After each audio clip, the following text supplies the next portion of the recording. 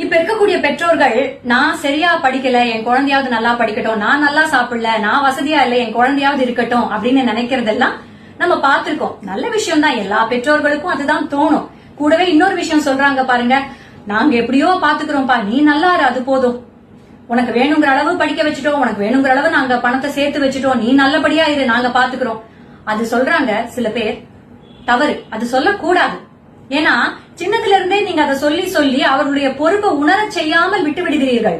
அதை தட்டி கழிக்க சொல்லிக் கொடுக்கறீங்க. அப்படி பண்ணக்கூடாது. அவர்களுடைய பொறுப்பு என்னன்னு அவங்களுக்கு தெரியட்டும். மகனாகவோ மகளாகவோ சகோதரனாகவோ சகோதரியாகவோ அவர்களுடைய பொறுப்பை அவர்கள் உணரத்தான் வேண்டும், செய்யத்தான் வேண்டும். புரியுதுங்களா? ஏன்னா நீங்க பாட்டுக்கு இப்படி சொல்லிடுவீங்க. அதே வயசான காலத்துல நீங்க சொன்ன மாதிரியே நடக்கும்பொழுது என்ன ஆகும்? உங்க மனசு வலிக்கும். சே, நம்மள கவனிக்கவே இல்லையே அப்படின்னு. அப்ப போய் அவனை குத்தம் சொன்னா நல்ல கதையா இருக்கேன், நீங்க தானே சொல்லி கொடுத்திருக்கீங்க அப்படின்னு இருக்கும். சரி, நீங்க சொல்லலனாலும் உங்களுடைய உற்றார் உறவினர்கள் யாராவது நிச்சயமா குற்றம் சொல்வார்கள். அதனால வேண்டாம், சின்னதுல இருந்தே நீ இது பண்ணித்தான் ஆகணும் அப்படின்னு சொல்லி கொடுத்து வளங்க. அவங்களுக்கு ஒண்ணும் கஷ்டமா இருக்காதுங்க. ஏன் நீங்க பண்ணலையா? இல்ல உங்க அப்பா அம்மா பண்ணலையா? உங்க பாட்டி தாத்தாக்கள் பண்ணலையா? சோ ஒவ்வொருத்தருக்கும் சிறு வயதிலிருந்தே அவர்களுடைய பொறுப்பு என்னென்ன, குடும்பம்னு வந்தா அதுல என்ன பொறுப்புங்கிறத கற்றுக் கொடுப்பதில் தவறே கிடையாது, சரியான வகையில. புரியுதுங்களா? Take care.